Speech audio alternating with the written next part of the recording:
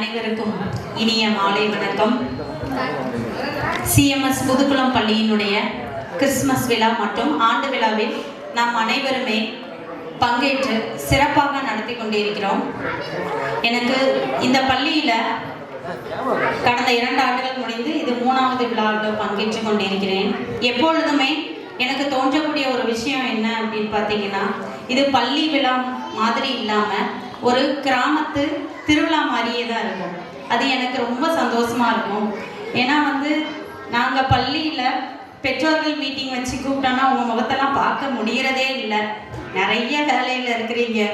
ஆனால் உங்கள் எல்லாரையும் ஒரு சேர நிகழ்வில் பார்க்குறோம் அப்படின்னா அது இந்த ஆண்டு விழாவில் பார்க்க முடியுது. அது எனக்கு ரொம்ப மிக்க மகிழ்ச்சியாக இருக்குது.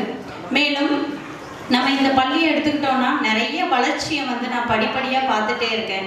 அது உங்களுக்கும் தெரியும். நம்ம பள்ளியினுடைய அடிப்படை வசதியிலிருந்து கல்வி திறன் வரைக்கும் நமக்கு பெரிய அளவில் வளர்ந்து கொண்டே இருக்கிறது.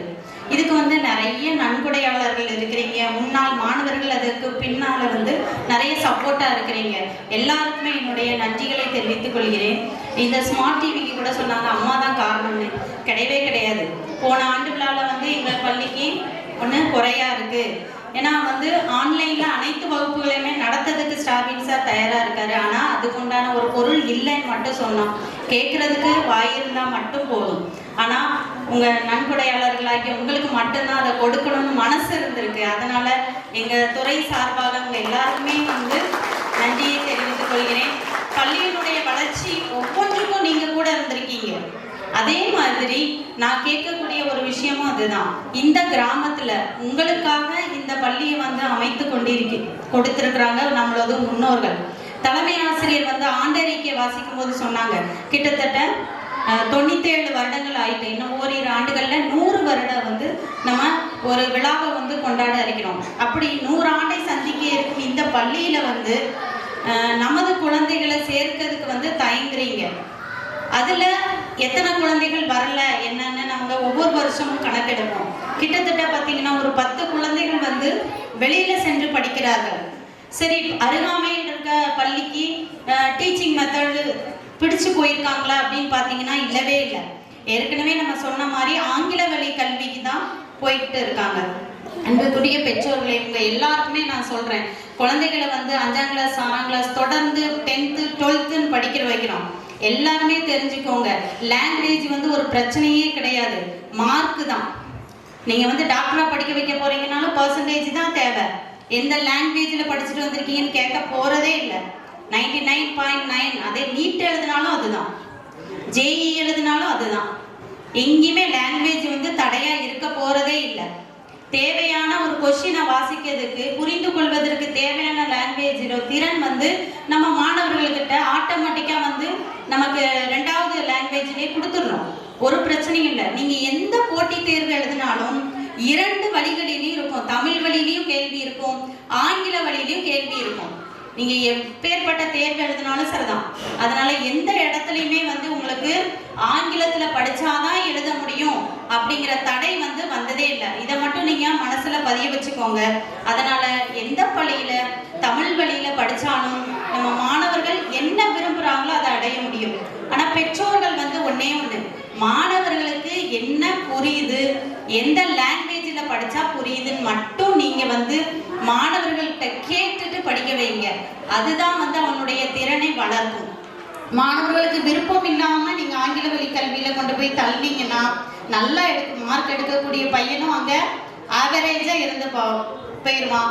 அவனுக்கு எதிர்காலம் பாதிக்கப்படும். அதனால் எல்லாருமே மனசில் வச்சுக்கோங்க, நான் தமிழ் வழியில் படித்தாலும் நீங்கள் விரும்பக்கூடிய துறையை நிச்சயமாக அடைய முடியும் அப்படின்னு இந்த வேலையிலே சொல்லிக்கிறேன். உங்களுக்கு பல்வேறு திட்டங்கள் எல்லா வருஷமே நான் சொல்லியிருக்கேன்.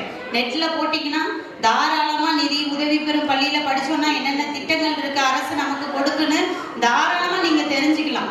ஆக அத்தனையும் தெரிஞ்சுட்டும் நம்ம மாணவர்களை வெளியில் அனுப்புகிறோன்னா அது மிகவும் வருத்தத்துக்குரியது. மேலும் என்ன சொல்கிறேன்னா, உங்களோட பையன் விருப்பப்படுறான் அப்படின்னா தாராளமாக படிக்க வைங்க. ஆனால் நீங்களாக உங்களுடைய தேவைகளுக்கு உங்களை குழந்தைகள்கிட்ட திணிக்காதீங்க அப்படின்னு மட்டும்தான் இந்த வேலையில கேட்டுக்கிறோம். ஸ்டார்வின் சார் வருத்தப்பட்டு பேசினார். ரொம்ப ஒரு இதான் என்ன அப்படின்னா, அவரை விட நீங்கள் தான் வருத்தப்படணும். ஏன்னா உங்களுடைய முன்னோர்கள் அமைத்த பள்ளி, அவர் வந்து அவங்க அம்மா அப்பா யாருனாலும் ஜாயின் பண்ணியிருக்கலாம், வேலை பார்த்துருக்கலாம். ஆனால் அந்த ஸ்கூலை அமைச்சது யாருன்னு பார்த்தீங்கன்னா உங்களுடைய முன்னோர்கள். யாருக்காக அமைச்சிருக்காங்கன்னு பார்த்தீங்கன்னா உங்களுடைய குழந்தைகளுக்காக தான், வருங்கால சந்ததியினருக்காக தான் அமைச்சு வச்சுட்டு போயிருக்காங்க. அதனால குழந்தைகள் குறைய வருத்தப்பட வேண்டியது ஆசிரியர் மட்டுமல்ல, நாமும் தான் அப்படிங்கிறத அந்த வேலையிலே தெரிவித்துக் கொள்கிறேன். மேலும் வந்து இந்த பள்ளியினுடைய வளர்ச்சிக்காக நமக்கு வந்து நிறைய பாடுபட்டு கொண்டிருக்கக்கூடிய நம்முடைய ஸ்டார்லின் சார், நம்ம தலைமை ஆசிரியர் எல்லாருமே ஒருங்கிணைந்து செயல்படுறாங்க. இன்னொன்று சொல்றேன், இப்போ இருக்கக்கூடிய தமிழ் வழி கல்வியில நம்ம அரசு கொடுக்கக்கூடிய அத்துணை திட்டங்களுமே மாணவர்கள் புரிந்து படிக்கக்கூடிய மெத்தட் தான் கொடுத்துக்கிட்டு இருக்கோம். நல்லாவே தெரிஞ்சுக்கோங்க. எல்லாமே ஆடல் பாடல் மாதிரி மாணவர்கள் வந்து சந்தோஷமா படிக்கிறாங்க. எந்த வந்து நெருக்கடியுமே இல்லாம படிக்கிறாங்க. அதையுமே வந்து நான் உங்ககிட்ட இந்த வேலையிலே தெரிவிக்கிறதுக்கு கடமைப்பட்டிருக்கிறேன். மேலும் வந்து மாணவர் உங்களுக்கே தெரியும், காலை உணவுலேருந்து மதிய உணவு எல்லாமே கொடுக்குறோம். நீங்கள் வேலைக்கு போகிறீங்க சரிதான். நாங்கள் கேட்குறதெல்லாம் என்னென்னா, மாணவர்களை எங்ககிட்ட அனுப்புனா மட்டும் போதும், நாங்கள் எல்லா படிக்கிற புத்தகத்துலேருந்து உணவுலேருந்து எல்லாமே கொடுத்துக்கிறோம். ஆக இது எல்லாமே உங்களுக்கு தெரியும். அதனால் உங்களுடைய குழந்தைகளுக்கு எது தேவை, எது புரிகிறது அப்படிங்கிறத அவன்கிட்ட பேசி நிச்சயமாக அதற்கு ஏற்ற பள்ளியில் நீங்கள் படிக்க வைக்கணும் அப்படிங்கிறத நான் இந்த நேரத்தில் கேட்டுக்கிறேன். இந்த பள்ளியினுடைய மாணவர்கள் எண்ணிக்கை உயர்வதற்கும் காரணகர்த்தாவும் நீங்களாக தான் இருப்பீங்க. அதனால் மேன்மேலும் மாணவர்கள் உயரணும். நான் பார்க்குறேன், இந்த கிராமத்துலேருந்து அடுத்த கிராமத்துலேருந்து பிள்ளைங்க இங்கே வராங்க. சார் கூட்டிகிட்டு வர்றாரு, சாயங்காலம் கொண்டு போய் விடுறாரு. அடுத்த கிராமத்துலேருந்து இங்கே அனுப்ப தயாராக இருக்காங்க. ஆனால் நாம் என்ன பண்ணுறோம், வெளியில் எங்கேயோ இருக்கக்கூடிய பள்ளிக்கு ஒரு வேன்லையும் ஆட்டோலையும் பிடிச்சி தள்ளிக்கிட்டு இருக்கோம். இதை நான் அடிக்கடி சொல்லிக்கிட்டே இருக்கேன். நாங்கள் கடமை, எங்களுடைய கடமை அது, நாங்கள் சொல்ல மட்டும்தான் செய்ய முடியும். அதனால் நீங்கள் புரிந்து கொண்டு உங்களுடைய மாணவ செல்வங்களுக்கு ஒரு சிறந்த எதிர்காலத்தை ஏற்படுத்தி கொடுக்கணும்னு இந்த வேலையிலே கேட்டுக்கொள்கிறேன். மேலும் வந்து இந்த விழாவிலே கலந்து கொண்ட அத்துணை பேருக்கும் என்னுடைய கிறிஸ்துமஸ் மற்றும் புதிய ஆண்டு வாழ்த்துக்களை தெரிவித்து விடைபெறுகிறேன்.